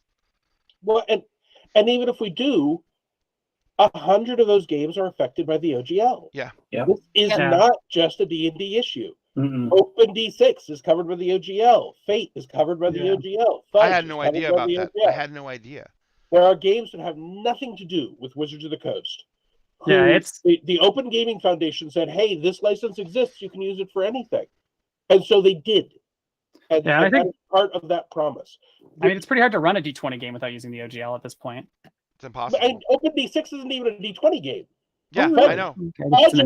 Aren't D20 games. These are radically different games. The Open D6 is the old Ghostbusters and original D6 Star Wars RPG engine. Yeah, Improv GM is these have nothing to do. They're not class level based games. They have nothing to do with any of the concepts. I don't know how they got involved with the OGL then. They wanted to open their game. They wanted the game to be available. D6 was made open because the company was going to stop publishing. So this was a way to give it to the community. That was the whole point. And now Wizards of the Coast is saying, this game, which has nothing to do with us, which we had no impact in creating, which we've never promoted, which isn't part of ours at all. That was given to the community so the community can do stuff with it. Now, if you do stuff with it, we decide what you get to do. I fucking totally didn't even understand what you were saying. It's worse. They own the OGL, period. Yeah. Yeah. Yeah. So anything published under the This is OGL. not about the 5th edition D&D rules, the 3rd edition D&D rules. The OGL It's is just a about the license OGL. that can be used to release any content. And people have used it to release their love and dreams and things to the community that Wizards of the Coast was never responsible for, had no part in. Isn't even the same as their rules. It wasn't based on, or even, I mean, D6 is about as far from D&D as you can get until you hit Amber Diceless. It is radically different. And now the So we people don't even know all the games affected. the people that use the open D6 rules, the Adventure D6, Space D6, they're being told that all of that is now controlled by this new license, which you may never have heard of. And they say that we'll make changes and we'll post it up on our website. That's how you know that your 30 days are up. Well, if I don't play any version of D&D, why am I looking at your website? I can violate your terms and have no clue whatsoever because I'm playing a game that I'm basing on Pirates of Dark Water with 5 of my friends in a basement, and then we decide, hey, we're going to strip all the Pirates of Dark Water stuff off and we're going to release this as a new product. And what do you mean we can't do that? Oh yeah, this is a piece of trash. Yeah, it's huge and wide sweeping, I think, is the thing that people really need to realize. It's like I'm sure some people are like, oh, the sky, people always say the sky's falling. I'm like, I don't think you understand. The sky is falling in like 60 different places. And it might not be falling very far, but it is a lot of places to be falling. And all it takes is for one of those places to fall really far. And suddenly we have like, it is the threat. There's something that's we've kind of passively talked about, we haven't really talked about yet, that I am curious on. I'm wondering where this ends exactly, because I thought I knew, and then we've talked about things I was like, oh, it could affect this or that or the other thing. So I'm going to start like even more basic than streaming, but like say a lot of us, or at least I got a start on TikTok and making original characters and stories, and as well as doing, of course, like DM jokes and like whatever else, just silly fun content. If any of that's directly connected to stuff that is part of the OGL or is D&D or anything, then do they have a claim to any part of ownership on that? Or if we do a stream, we have our homebrew world, but we've always played it on stream under D&D with those rules and those spells, and the characters are all built according to that. Do they have any ownership in those characters or those worlds or those stories that we've published or the streams that we've already put out or videos we've put out? Or I thought I knew that the line was there, but now it sounds like it's a little fuzzy. So now I'm confused. Having spoken to Linda Godega, who has the 9,000 word OGL 1.1, what they said was that the language says if you are not using the commercial or non-commercial OGL 1.1 for any product, then you must use the fan content policy. The fan content policy is something they can change at any time. So what Wizards of the Coast is stating is your only options are the fan content policy, which they claim they can change at any time, the OGL non-commercial, which they say they can change at any time, or the OGL commercial, which they say they can change at any time. So they are stating if you do anything whatsoever with any version of D&D and with anything that was ever released under the OGL, then they have the authority to tell you can do whatever you want. I don't know what the current version of the fan content policy as of that release will be. On the current one, you would probably be fine doing new characters on TikTok, but they are stating that all falls under what they get to do. And I have been in game companies who are trying to figure out, hey, this group is taking our game and our rules and they're playing it and they're making money on TikTok with it. Should we license them for that? Should we let them do that? And not even just OGL games, right? This is an active question for a number of game companies I've been part of. And the decision has always been up till now, well, even if we think we legally could, even if we think we would survive the shitstorm of bad PR that would hit us, there's no point because someone will just go do it under an OGL game. If the OGL gets closed down so you can't do that, then every game company will start thinking, oh, should we be more restrictive in what we allow? Is that the norm? Are we leaving money on the table? Is Wizards of the Coast getting an unfair advantage because we're being nice people? So yeah, the line right now The whole point is that the OGL currently writes out what the line is. And for 23 years, we've taken it on faith that that's the line. Wizards of the Coast is coming in and saying there is no line except where we say it is, and we can change it at any time for any reason, and there's nothing you can do about it. It's like they drew the line with a pen, and now they've whited out that line, and they've got a pencil, and they're like, "Here's the line," and we're like, "Yeah, but you can just erase that and move the line." And I mean, you it's did it dash. with the pen, let alone with the one that you said we could do. And one of the things that their 2004 frequently asked question that was officially put out by Wizards of the Coast said was, "Hey, can't you guys just change the license at any time?" And they specifically said, "Well, we could, but you can always just use an older license. So we will have no motive to ever do anything that the community will find unpopular." That was their official position 4 years after they had released that product. So there was no shock to them that Wizards of the Coast was making its own products, or that Sword and Sorcery was making their own products, which is White Wolf. That people were starting to build companies off it. All of that was happening in 2004 already. So And now there's go ahead. I was just saying, this is all a whole nother emotional level, because now not only do you have your passion project and your business and this game that you've loved and all stuff, but now you've got, and you know, I do original character content creations where I started, and that character development story creation is still where my passion lies. And I'm like, I like D&D a lot. I can use whatever system to still tell those stories, but those characters they're mine. They're a big part of my heart and soul has gone into them, and developing them and answering questions on them and telling their story. And I want to be able to write stories about them and, you know, publish other content and maybe back write stories from our campaigns and do all of this other stuff with that. And that makes me nervous to do that and have it in any way connected to D&D, for the fear that they might try to, because I'm small. If they tried to start a lawsuit, what am I going to do about it?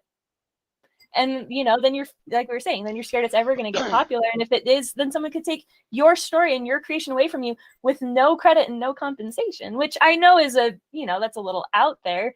But like that emotional stake, like everyone's been talking about, is a big deal. The emotion, what you're investing the Damocles sword. That is, hey, they could. It's a huge deal. And they don't have to come after us specifically.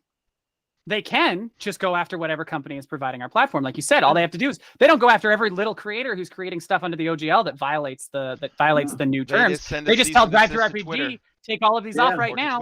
They send a TikTok and be like, "Hey, TikTok, these list of creators are violating our license. We'll sue you if you don't enforce this." And like, then it is up to other big companies to decide whether to protect us or not. I don't know how to tell you this. They're going to sell us out.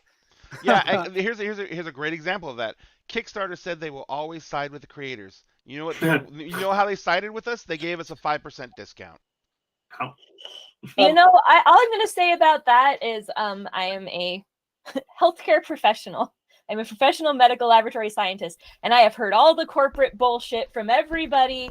Nobody is there to save lives. The reason that healthcare professionals are getting the same moral injury that soldiers returning from war are is because we're told, hey, this is how you save lives. This is the best way to do it. And you go to a company and they're like, yeah, we want to save lives, but they don't. They don't give the slightest shit about lives, about people, about the employees, about the healthcare professionals. They care about the bottom line. They don't listen to healthcare professionals. They don't listen to anybody who is on the ground. They don't make any clinical decisions based on any clinical practice. Period. It's all business. It's all bottom line. And so, of course, healthcare, of course, is going to go everywhere else. And companies are getting more and more detached from the people who are their consumers that create their business. All they care about. They don't care about profits. I mean, they do, but like, I'll get to that. What they care about ultimately is their next quarterly report. It is not about 5-year growth. It is not about 10-year growth. It is about keeping their shareholders happy on that next quarterly report, or they get replaced. Yep. In 1999, when there was an email list of people that were being shown the OGL prior to it being released, so that those people would have a chance to start working on products to be released after the 3.0 D&D Player's Handbook. So literally, employees of the company were, with the company's approval, showing their competitors this license, so that things like the Creature Companion, which was released before the 3.0 Monster Manual, came out before that. It was the first monster book in hardback for 3.0, to fill the gap and to show that everyone was going to reach the D20 system. That was the whole point, to get everyone on board with one system so that everyone would be playing the same core game.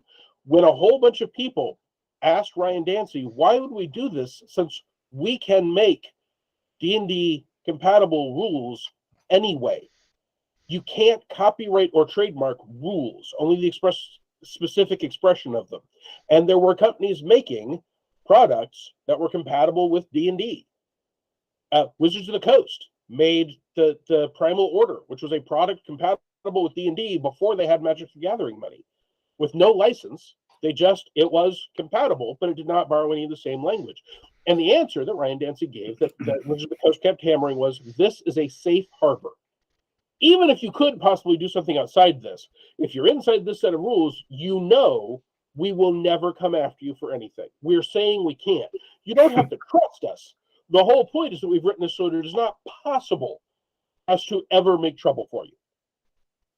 And now, in a breach of faith and in bad trust, they are hanging on a single word and claiming, well, since that word isn't legally defined, and the license doesn't say exactly what would happen if that word is interpreted in a stupid way, we can remove this license. So that entire argument, the whole argument was, you don't have to trust corporations because you don't have a good reason to. And now they're taking that argument away. They're saying, no, it's not a safe harbor. We're going to make sure it's not a safe harbor. Yeah, I wish. It sucks to see it in a place like this. But I mean, No, go ahead. No, I was sorry. I was just saying, I wish this were surprising, but it's not. Like, I don't trust anything corporations say. We had a new CEO in the healthcare system and all kinds of things. We're not going to cut clinical staff. We're not going to do, and then did every single thing he said. Now, he said that to the press, and then he did all this stuff, and then he tried to keep it on the DL, and then nobody did anything, which is the problem where it's like, hey, if nobody says anything, nothing changes. I don't know if we can change it anyway, but corporations lie. Yeah, they lie all the time. They lie all the time. Then, it's really hard to get word out of, like, hey, that thing they said they weren't going to do, they did, and now patient care or whatever is compromised. It's really hard if no one says anything. Yeah, there's another aspect to this that I just want to touch on. I don't know if we want to go into it or not, but this also came out with that shareholders meeting, that press release, I think in late December, that talked about, and I quote, D&D is under monetized. And this is rather timely, almost as if they lined up together, seemingly an attempt to correct that error that they claim, which is the under monetization of D&D. And there is conversations in that consumers, that the people, our viewers right now who aren't content creators, should look at and be kind of concerned about with your favorite game, because they're talking about things like video game style monetization and microtransactions. Now, maybe that's, I already know this isn't the case, but maybe that's what something along the lines of Riot Games, where you can access the game rules for free and then pay for cosmetics and stuff. But I really doubt that. I suspect we're going the other way, where they're going to start monetizing everything they can. They own D&D Beyond now, and they have a platform to do that. So if you're just the consumer, there's a good chance that this is going to become even more of an expensive hobby, and it's not a cheap hobby already. Like, there is an impact of them reaching out to grab money wherever they can, and they're not going to just reach out to the people making huge amounts of money creating some of the content. They're going to go for the whole pie. Well, and that will affect us on many fronts. There's something that should be stated right now as one of the major motivators. We're talking about corporate greed, et cetera, et cetera, et cetera. But one of the biggest motivators for Hasbro behind this is the simple fact that last quarter, Hasbro lost 40% of their share value. Hasbro lost something like, $2 billion. And that came because of their mismanagement of their key flagship product, Magic the Gathering. And now they're looking to find some way to reap back revenue. And I'm sure they've been planning something similar to this for quite some time for D&D, but the heavy-handedness in this, the rapidity with which they're putting this forward, it seems like this is actually literally just a cash grab.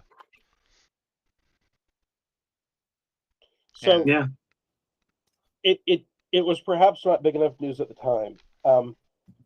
Back in, I believe, February of last year, Alta Fox Capital, which owned part of Hasbro, launched a proxy battle to try and force Hasbro to spin off Wizards of the Coast into its own company.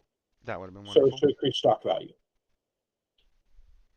So he argued that Hasbro could double its valuation by spinning off Wizards, which has a different growth margin evaluation profile compared to the company's other segments.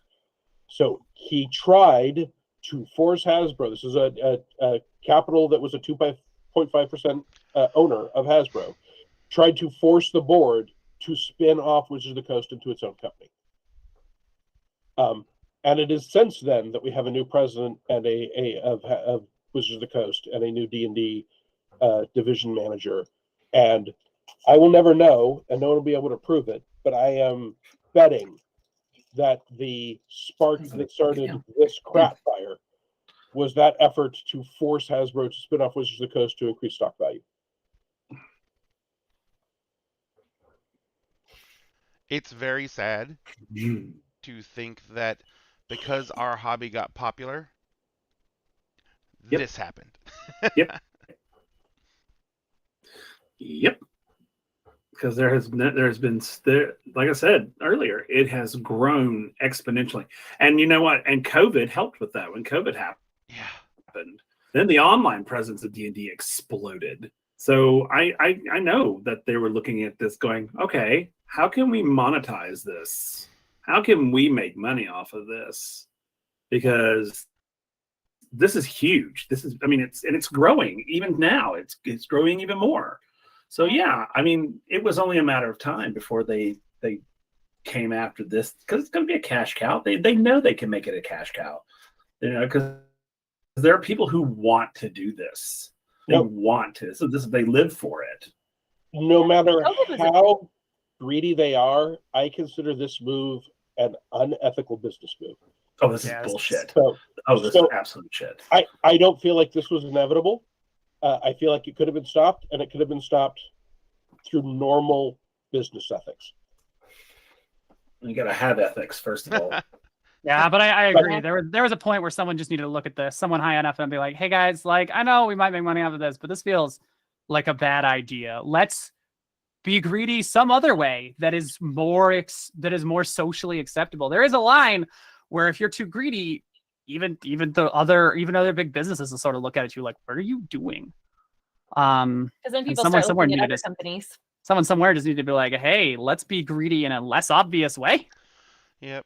And of course, this has already led into things that are happening on the, I guess you'd say, our side, on the gamer side of this thing, because there's been a letter that was released that was basically sent directly to Wizards of the Coast, and it was, I do believe, who was it that originally sent it? Because it was one of the same two guys who was in the live, wasn't it?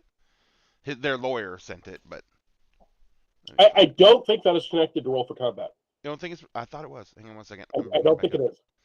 But either way, another smaller gamer company with attorneys, has sent a letter to Hasbro asking for clarification and indicating that if they did not get the clarification, I think they gave them 10 days, that they were going to begin processes for the court battle they knew would be coming based on the things that this leak supposedly said was going to be changing. And the letter also states that they were going to be pulling together a consortium of other creators in order to help organize and fund this, to give them the ability to fight on a level that they couldn't do individually. So yeah, I think, and that's the way this will have to be fought. Yes, and I think that's pretty much the only way we can really have this done now. It just doesn't make any sense that it makes no sense that it had to come to this, I guess, is my big thing. It doesn't make any real sense. Well, it's because it's like the old adage, like, I'm an educator, and it's the idea of those who can teach, those who can't make laws about teaching. So you basically have corporate people who are like, have no fucking clue what D&D is, first of all. They don't know how to play it. They probably never played it. And then they're going to make laws on how to play it. And that's what's happening. It happens. We see it happen all the time. Blondie, you mentioned, the bureaucracy that you had to go through in healthcare. It's the same in education. Yeah, teachers don't teach anymore. Yeah. none of the people making the decisions have Mm-mm. any experience, any No. education, any training. None. It's just business. They just went to business school. It's like, how Yep. does that prepare somebody to run a business in a certain industry? And like around here where I'm at, we have some of the best healthcare in the country, and it's still, and they actually had a time where the one of the bigger healthcare companies pushed so hard that a bunch of physicians went, screw all of that, and they made their own company that was just physicians, and it's physician owned, and they opened clinics, and every single specialist the hospital needed to staff their hospital had to go through and negotiate through this other company, which has mostly worked to balance it out, although of course eventually everybody, that corporate greed gets there and everyone wants, but like it sure balanced it out for a while, and they just went, okay, bye, and then everyone had to work with them, which is, you know, it's a very different thing. But yeah, it's ridiculous. I've never had a conversation with any administrator, business exec, and I've been to a bunch of conferences and stuff where anyone involved in the business side at all knew anything clinical, period. They knew nothing. And my field in medical lab science is so small, even lay people don't know about it. And so the idea that anybody's going to be advocating for that, and that's in healthcare, that's where people's life and death hangs in the balance, and we still don't even, you know, we still have the same problems, and it's very frustrating. So I want to give a little bit of hope. So I am going to do something real fast, and I hope you guys don't forgive me. I'm going to read. Number one, this letter is on our Discord in our general channel. So if you want to go to our Discord, you can read the letter there. It was posted up by one of our Discord members. But I'm going to read it. It's 3 pages, but I'm going to read it real fast because it does address a lot of stuff we've been talking about. So the letter is, it says, to whom it may concern. I represent Sad Fish Games LLC and Prudence Holdings LLC, DBA Prudence Publishing, 2 U.S.-based publishers of tabletop gaming materials. I have tried to reach out under more cordial terms via phone and ordinary Wizards of the Coast customer support channels, and have not received any response or have been declined communication with the appropriate staff. On December 21st, 2022, Wizards of the Coast put out an announcement indicating a new version of the open game license will be released. The statement was brief, vague, and as I'm sure you know, caused quite a bit of disruption in the broader gaming community. Notably, however, the language suggested an intention to effectively repudiate the 1.0A version of the license, presumably in an effort to compel publishers to make use of the new 1.1 license. While Wizards of the Coast has been silent since December 21st, 2022, you are likely aware of various alleged leaks of draft language from the proposed 1.1 license, some of which appear to be an attempt by Wizards of the Coast to repudiate and restrict the use of the 1.0A license, as well as to compel the sharing of financial data with Wizards of the Coast and potentially pay a royalty share to the company for use of open gaming license content. Section 4 of the 1.0A open gaming license grants from contributors to include Wizards of the Coast and everyone who has used the license since a perpetual, worldwide, royalty-free, non-exclusive license with the exact terms of the license to use the open game content.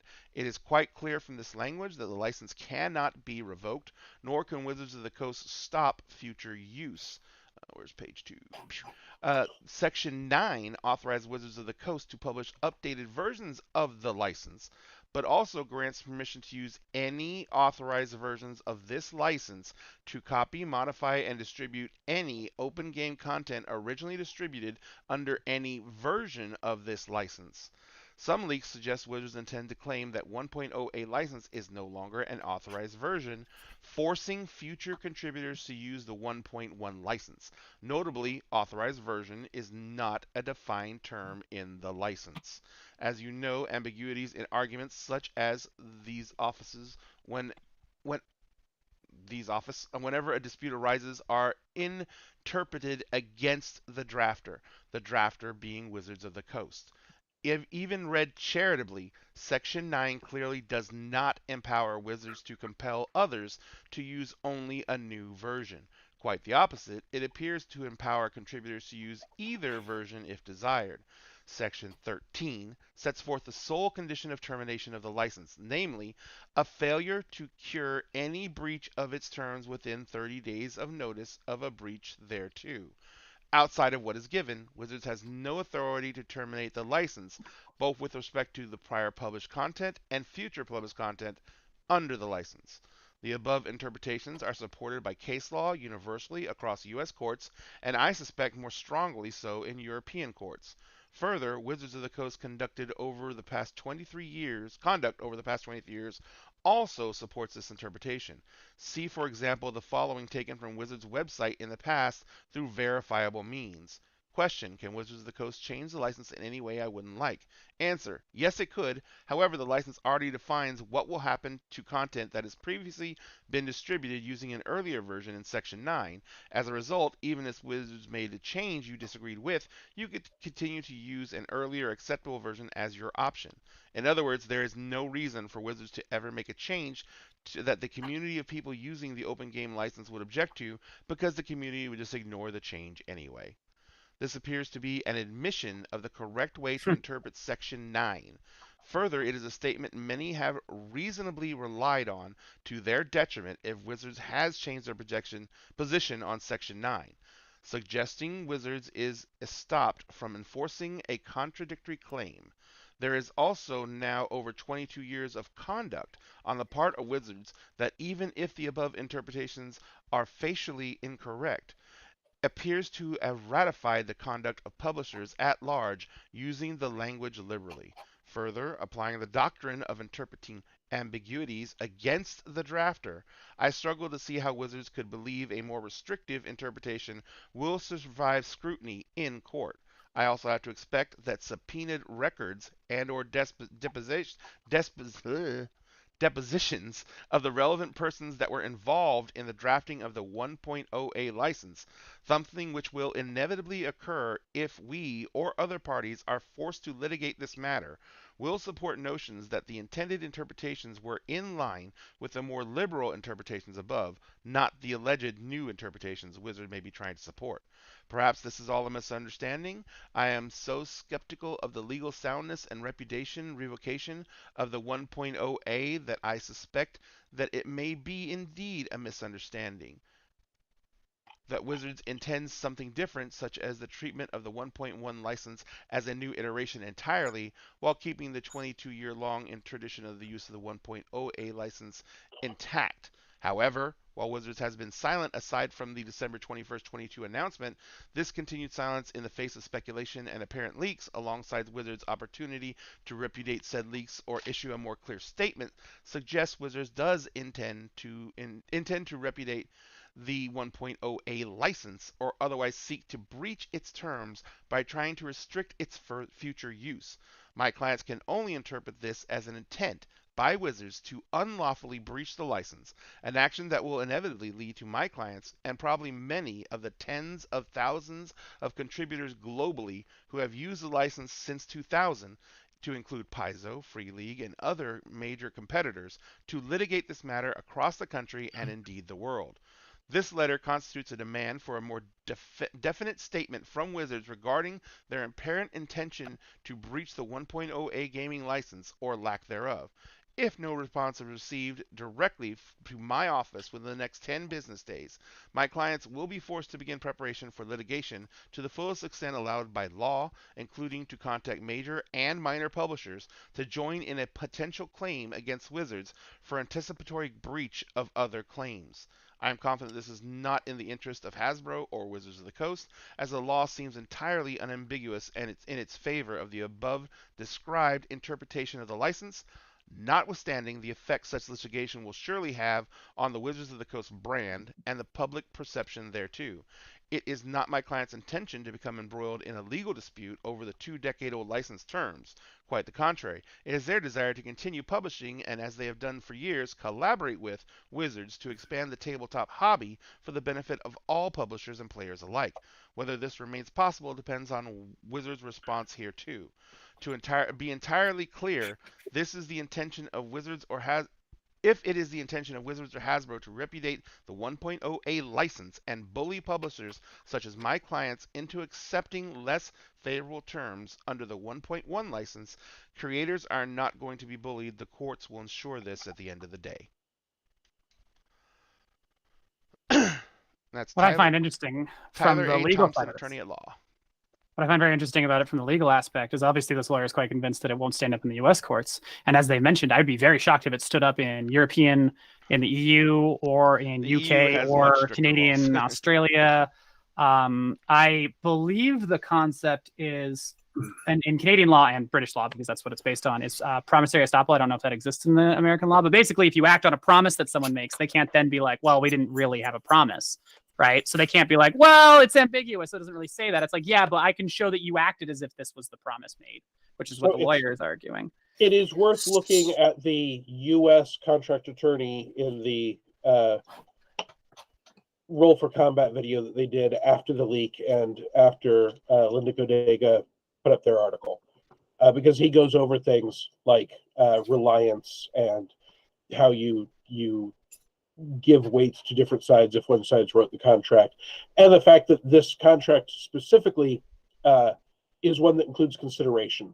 That in U.S. law, saying perpetual does not always mean forever, but that normally, if it is perpetual in a contract that had consideration, so both sides gave something, which the Wizards wrote the license to say in consideration of, then normally it is in fact not something that will be revoked. But again, the trick with all of that is how much can Wizards of the Coast bury someone in paperwork? How many lawyers can they throw at them? How expensive can they make this and drag it out? The fact that you might win in court does not prevent this from being a horrible, chilling, frightening effect on creators who right now want to make fun stuff for players. You ever been in a court case? You ever been in a car accident or something and tried to get money back after somebody hurts you? It's almost impossible, and that's with laws that are pretty clear cut, and it is miserable, and they will make it as miserable as possible. That is the lawyer's job. It is not a fun process. I really think that the point Owen made is really important. I really want to hammer this home for the people, because it's like, hey, we know that right now this is on the biggest content creators, which some of the people here work for. So like that actually impacts.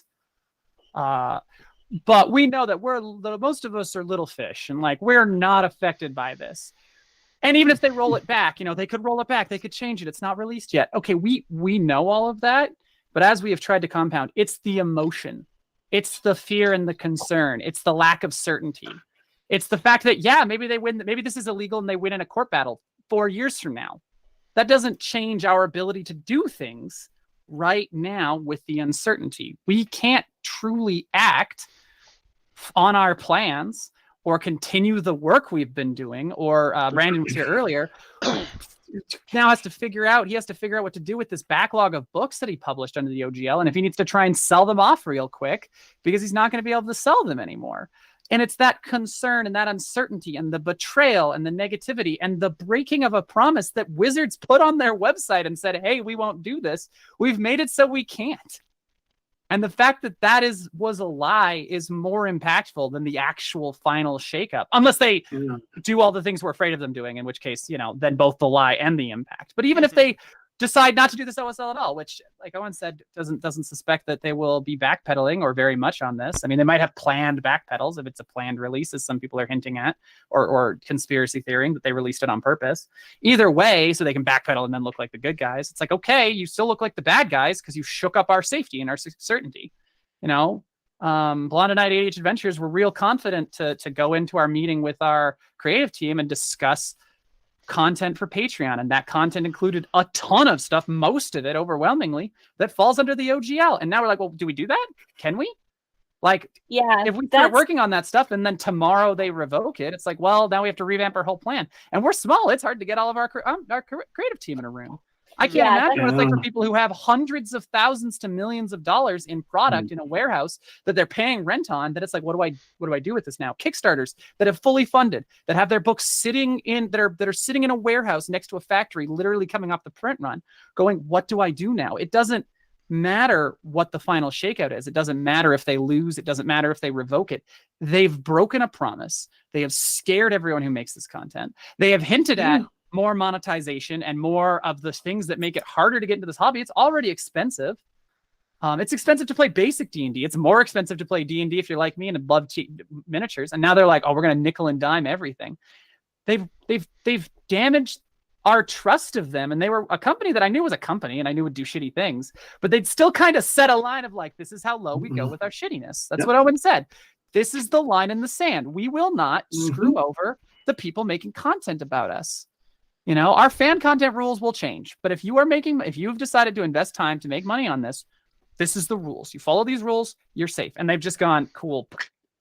Yeah, I think that's one of the big things when people are like, oh, another system or do that. There's no simple solution no matter what level you're at.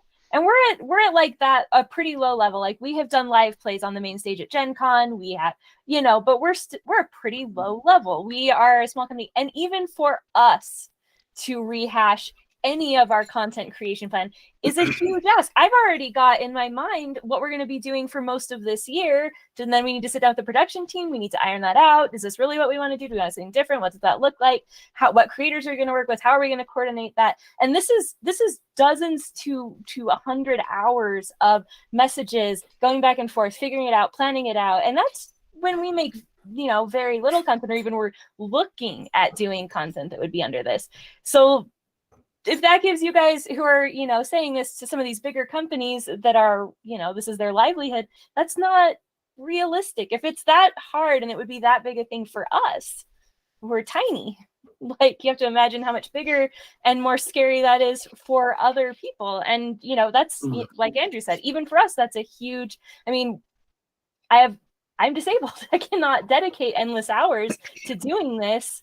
And I want to give my community the best chance possible to tell their stories, to be involved in this game, to do all of this stuff, to be involved in the content. And I want to make that financially possible for us to have all these opportunities. And this really limits that right at the start of the year when everybody's already got, their plans in motion and, wants to be able to make decisions going forward. And what do you do? Yep. Sorry, my cat detected that I was upset and came to.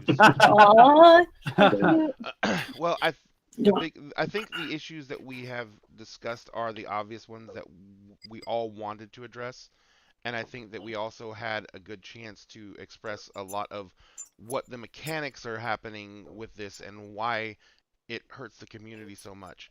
I think at this point, the only thing that we can really derive out of this is that the only thing that's going to make anything change about this is if the community of creators and independent content creators and the players of the game, we're the only voice that can make an actual difference here, if we can at all.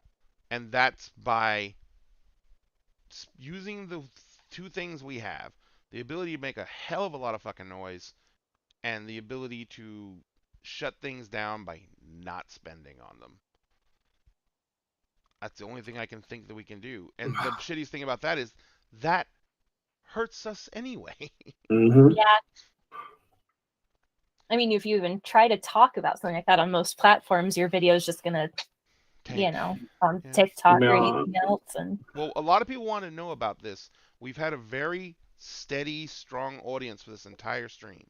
And that means that people want to understand what is happening. And they didn't before, and I hope that this means that they kind of do a little more now. And that's what I was hoping for overall. I know it's not a fun topic. I know it's not a fun subject. I know it's, but this did need to be discussed. This is going to stay up on our YouTube. This is going to stay up on our Facebook.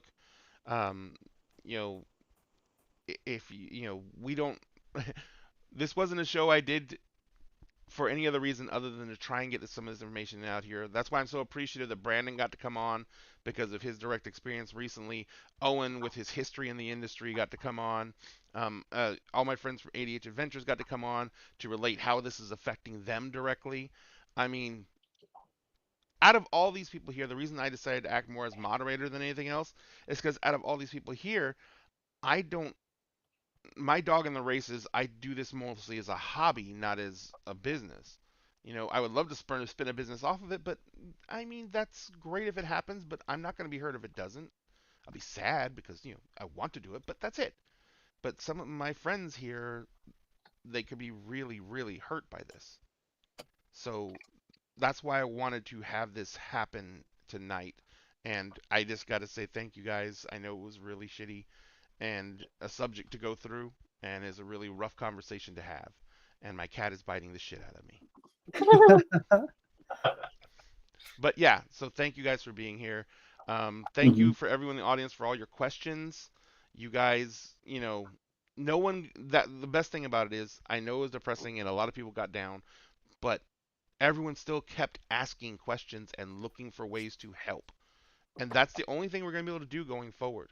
Keep asking fucking questions. Keep asking each other questions. If anyone comes out with information, don't just accept it. Ask questions. Make sure it's the right information. Because the one thing we cannot afford to have right now is misinformation. Because that's how things get misconstrued. And that's how different talking points get spun up. Thank you very much for slapping me in the face, Cat. But yeah, just make sure that we question everything that's coming through there so we can have the knowledge we need to keep ourselves informed of the situation and keep ourselves ahead of the curve when it comes to what is actually happening. I mean, I don't know what else to say about it, but that's pretty much, I think, the only thing we can really do. Does anyone else have anything else they want to say? I'd say we all get together and sue them for emotional damages. Right now, I just be settling for like getting a fucking beer. I'm wasted now. I mean, I will say the reason that all of us are able to do what we do and have this passion is because of all of you who are out there, who listen, who watch us, who support us. And you guys are the people who can have a voice and to help us as creators be protected so that we can continue to do this. Because I don't know about anyone else, but my first and foremost reason I do this is so that you guys can enjoy the stories, the content, so that I can help share that with you, so that we can help you guys learn to play and enjoy the game more, so that we can add something to your quality of life. And that's why we're here. That's why you guys are here. And you have our ear. We directly are responsive to you guys. So please, anything you can do to help support us to be able to continue to make our content and do our companies and grow these, it's a mutually beneficial thing. And we know that we're here because of you guys. So we really appreciate everyone being here with us tonight and listening. Absolutely. And yeah, Don Roosevelt, if you want to cancel your D&D Beyond subscription, that is a way to fucking say something. You know what I mean? I would not recommend anyone go sell all their D&D books. You've already paid for those. It's not going to hurt. Burn all of your D&D books like people did their Games Workshop minutes. If you are considering boycotting Wizards of the Coast, wait for them to move on someone, because that needs to be considered action. A dribble here and a dribble here, they will not notice. Yeah. So what you should do now is find their customer service number or email and very politely contact them and say, I have heard that you're thinking of doing this, and I will not be your customer if you do this, and I am very upset that you're even considering it. Don't be loud, don't be mean. It's not the decision's not being made by the person answering the phone or answering the email. But wait to stop spending money, because if they come after Paizo or Critical Role or Drive-Through or Kobold or Green Ronin, then we're probably going to at that point be calling for concerted group action, and group action all at once will be way more powerful than a 0.5. I mean, I love people that are wanting to do that are willing to put their money or lack thereof where their mouth is. Just be aware that it'll be most effective to do it when it is called for by a big group that is pulling people together for a group action. I think that was kind of the point I was trying to make. My mouth was just not working properly. Keep abreast of what the community is doing, what the community is saying, but make sure you're listening to people who know what they're talking about, because like Owen was saying, the biggest hammer we have is the money, and if we organize it and make that hammer hit at one time in a singular striking blow, it'll ring loud enough that someone might listen, and that's the best we can hope for. Yeah, for sure. All right, guys. Well, I'm gonna go cry.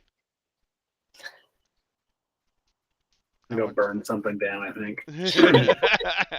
Yell into the void. Everyone, please, if you can, go give all these wonderful creators a follow. ADH Adventures are amazing. Owen's links are in chat. Blonde's links are in chat. I didn't put Andrew's or or Will's links in chat yet, but they're on ADH Adventures as well, so you can just go through Blonde's links and go to ADH Adventures and find them there. Everyone here does this because we grew up in the hobby, or we discovered the hobby, and it became passion.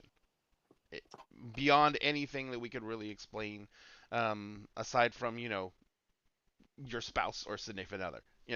It's something that we all love, and you guys in the audience obviously love, because you stuck through 2 hours of us crying about this shit, and you empathize with us, and you understood what we were saying.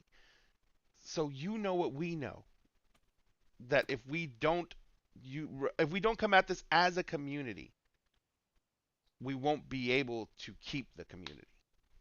So do what you can, support each other, listen to each other, and just watch out and understand that when the call goes out, be willing to make those sacrifices if you can. We would really appreciate it. All right. So in the meantime, everyone have a great evening. I'm not going to rate anyone because we're sad. I'm just going to say have a great night. We will see you guys. Oh, what the heck? What's your schedule like, Blonde? When's your next stream coming up? Tomorrow, 7:30 Eastern. We're our newest show. We're just getting to the end of the prologue. So. Dun, dun, dun. And our Exciting. Dinner and Games next stream is going to be on Tuesday with our World of Darkness campaign coming back for the new year, and then Wednesday our Kingdoms of Mist, my freaking beloved homebrew, which is in 5e, is coming back for the new year as well. And then Friday night is going to be a new show for us. So hopefully we'll see you guys then. And it's not D&D. So there. We're going to actually be doing Tales from the Loop. So we hope you guys enjoy it. In the meantime, we love you guys very much. Thank you to everyone on the panel. Thank you for Brandon, although I know he's, his wife has him now and they're having fun. So we hope they have a great rest of their evening. We hope you guys have a great rest of your evening. Get some rest. We'll see you all later, and good night.